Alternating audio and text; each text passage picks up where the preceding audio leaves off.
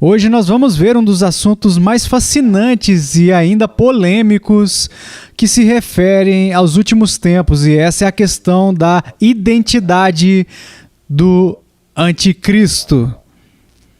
E na verdade até levanta a questão quando nós falamos sobre o anticristo, porque uma das perguntas que nós encontramos com respeito a esta ideia do anticristo é: existe um anticristo ou existem muitos anticristos? O anticristo é singular ou plural? Uma segunda pergunta que nós encontramos é: o anticristo é uma pessoa ou uma instituição?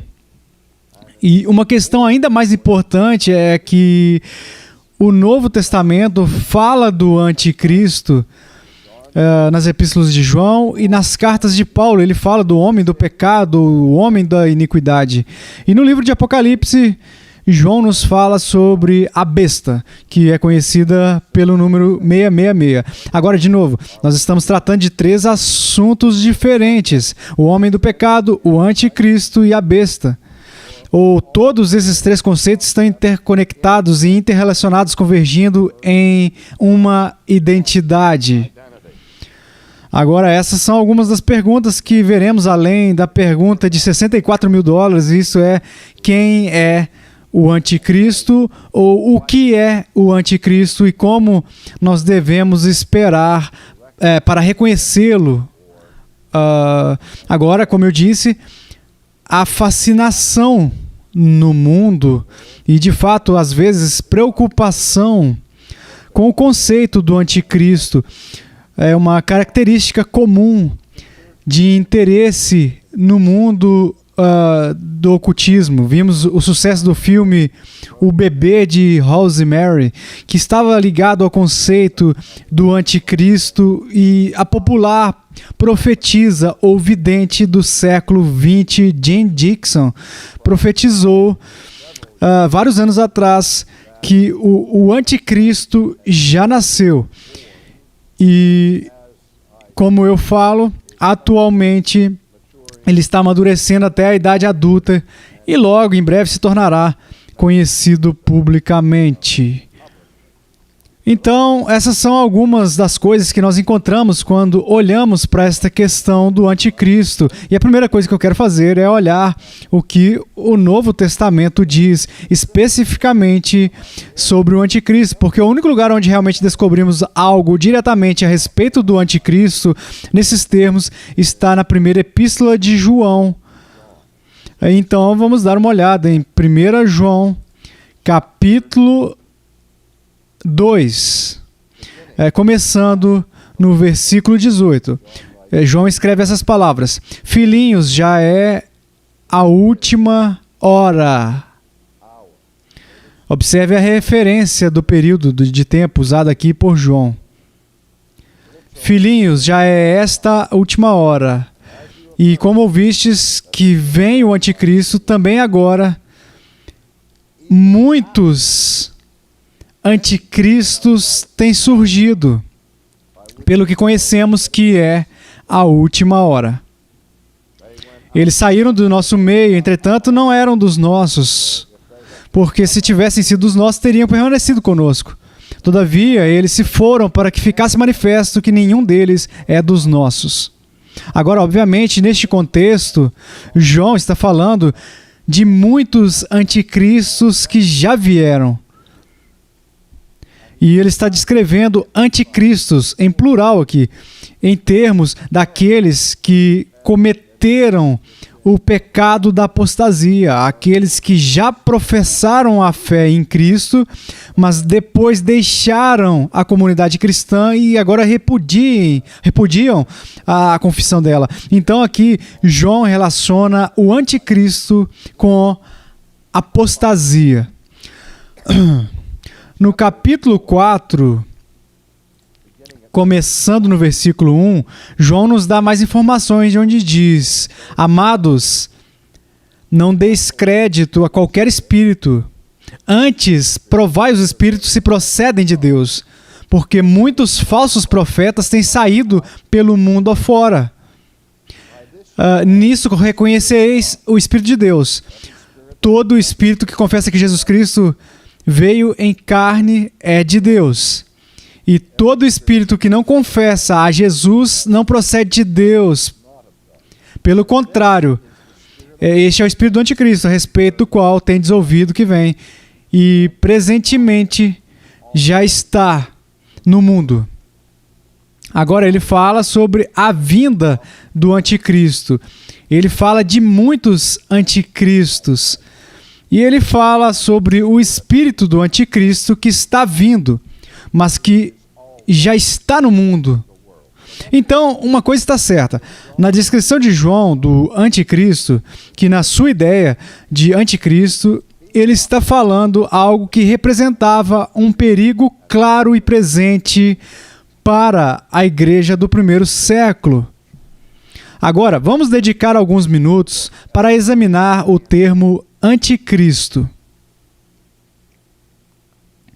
O que é significativo é o uso do termo anti, que vem diretamente do grego anti, que tem dois significados distintos na língua grega. Normalmente, e esse é mais frequentemente, o termo anti significa contra.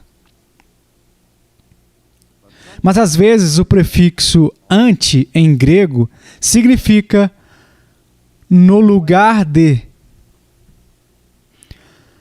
Agora, se significa apenas anti, então o anticristo é definido em termos de sua oposição a Cristo. Ele é aquele que é contra Cristo.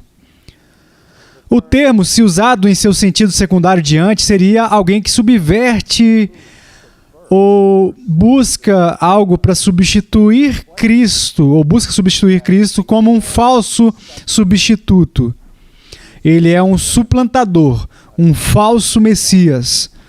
Agora, não temos necessariamente que escolher entre esses dois significados ou representações possíveis do termo anti em grego, porque qualquer um que obviamente procurou suplantar o verdadeiro ofício de Cristo como um falso Messias, como um falso Cristo, seria pelas mesmas ações trabalhando contra Cristo.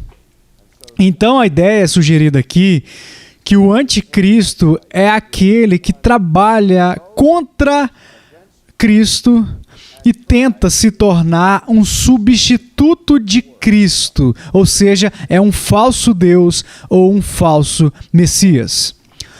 Agora, além do ensino de João, usando especificamente a linguagem do anticristo, nós temos o ensino do apóstolo Paulo em seus escritos aos cristãos, aos Tessalonicenses, em 1 Tessalonicenses, sinto muito, é 2 Tessalonicenses, capítulo 4, começando 2 Tessalonicenses, capítulo 2, vou pegar aqui, capítulo 2, versículos 3 até o 11. Vejamos este texto, se pudermos. 2 Tessalonicenses 2, 3 até o 11.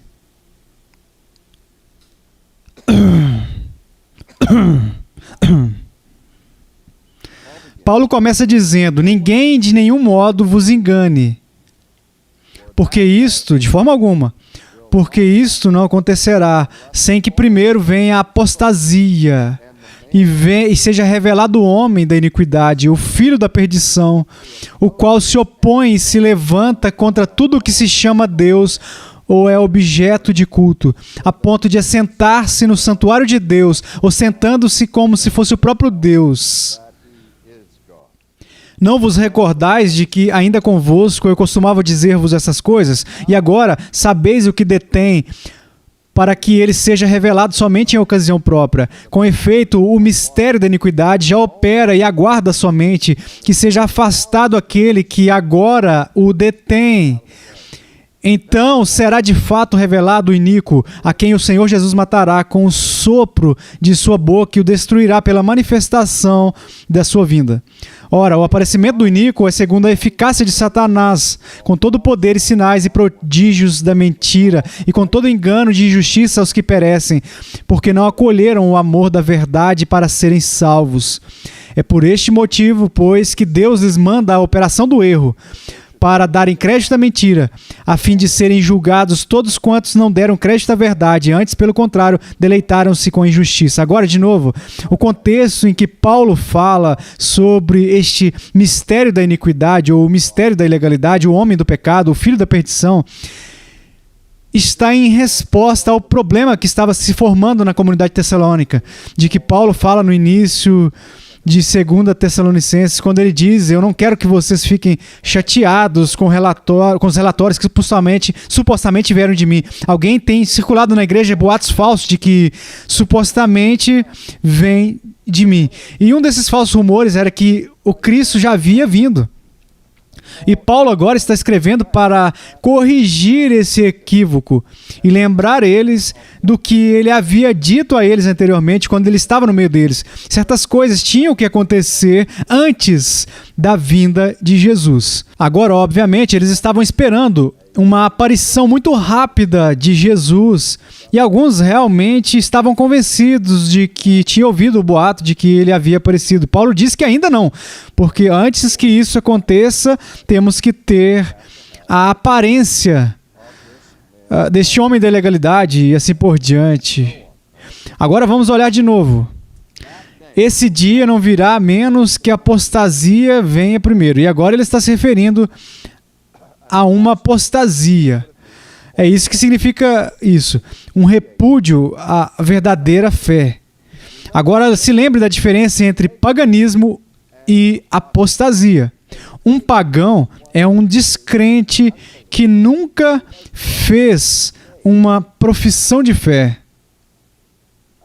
Um apóstata é alguém que faz uma profissão de fé e depois repudia essa profissão de fé. Ou seja, um apóstata só pode ser alguém que está dentro da comunidade da aliança, dentro da igreja visível. Benjamin Warfield está convencido de que, neste texto, Paulo não está falando sobre apostasia que acontecerá no final da história, na manifestação da maldade e do declínio moral dentro da igreja cristã. Ele está falando sobre a apostasia dos judeus no primeiro século, que foi um grande problema. Isso é recontado no Novo Testamento. Cristo veio aos seus, os seus não o receberam. Paulo tinha este tremendo fardo contínuo por seus próprios parentes de acordo com a carne, Israel. O autor de Hebreus avisa a atual geração de judeus sobre o terrível perigo de negligenciar a grande salvação que havia vindo. Então, a apostasia dos judeus, ou a apostasia de Israel está ligada a isso, a essa geração de judeus, que rejeitaram o Messias, que apareceu no meio deles. E isso indicaria uma grande queda. Mas então Paulo prossegue dizendo: ninguém de modo nenhum vos engane por isso, que não acontecerá assim que primeiro venha a apostasia e seja revelado o homem da iniquidade, o filho da perdição, o qual se opõe e se levanta contra tudo que se chama Deus ou é objeto de culto. Agora, uma das razões pelas quais estudiosos e comentaristas bíblicos acreditam que Paulo está aqui descrevendo a mesma coisa que João está falando na sua carta com relação ao termo anticristo, porque Paulo descreve o homem do pecado de duas maneiras básicas. Ele, antes de tudo, se opõe a Cristo. Ele é contra Cristo. Ele é o anticristo. E, em segundo lugar, ele se exalta acima de tudo que é Deus e reivindica o direito de ser adorado e assim por diante. Portanto, neste caso, o homem do pecado ou o homem da iniquidade é aquele que é o anticristo em ambos os sentidos da palavra anti, que eu expliquei alguns momentos atrás. Bem, o que mais Paulo diz sobre o anti? ou o homem da iniquidade? Que ele se exalta acima de tudo, do que chama Deus, enfim, ele assenta-se no santuário de Deus, sentando-se como se fosse o próprio Deus. Aqui agora ele descreve o homem sem lei, como realmente se assentando no santuário de Deus. Agora, se essas palavras forem interpretadas literalmente, você tem uma de duas opções. Ou isso ocorreu enquanto o templo herodiano ainda estava de pé. Ou deve se referir a um evento futuro que exigirá a reconstrução do templo. É por isso que muitas pessoas hoje em dia, especialmente entre os dispensacionalistas, acreditam que será porque não deve haver apenas a restauração dos judeus à terra da Palestina, mas a reconstrução do templo e a reinstituição do sistema sacrificial para o aparecimento final do anticristo, e ocorrerá assim quando ele literalmente estiver sentado no santuário de Deus, no templo. Esse negócio de profanar a religião de Israel e o templo de Deus também liga a descrição de Paulo do homem da iniquidade no Sermão do Monte de Jesus, quando Jesus falou sobre a abominação da desolação, que estava ligada a quem cometesse algum tipo de forma grave de sacrilégio blasfemo, de que Jesus também falou em termos dos sinais que ele previu no Sermão do Monte. Agora, então Paulo continua: não vos recordais de que ainda convosco eu costumava dizer-vos essas coisas, e agora sabeis o que o detém, para que ele seja revelado somente em ocasião própria. Com efeito, o mistério da iniquidade já opera e aguarda somente. Agora sim, como João fala sobre o anticristo, já está no mundo e trabalhando. Então Paulo, em sua descrição do homem sem lei, essa pessoa misteriosa como sendo atualmente estando no trabalho, na obra dele, mas ele diz que na situação atual, este homem sem lei está sendo mantido debaixo do controle. Agora, um dos grandes mistérios do Novo Testamento não é apenas a identidade do homem da ilegalidade ou a identidade do anticristo, mas a questão da identidade daquele que restringe ou limita. Agora, um dos mais fascinantes, e eu acho argumentos francamente bizarros, que a dispensação traz para sua visão do arrebatamento pré-tribulação, a visão de que a igreja será tirada do mundo antes da última tribulação. Os argumentos que li foram assim: que o único que realmente pode operar como limitador do mal neste mundo é o Espírito Santo.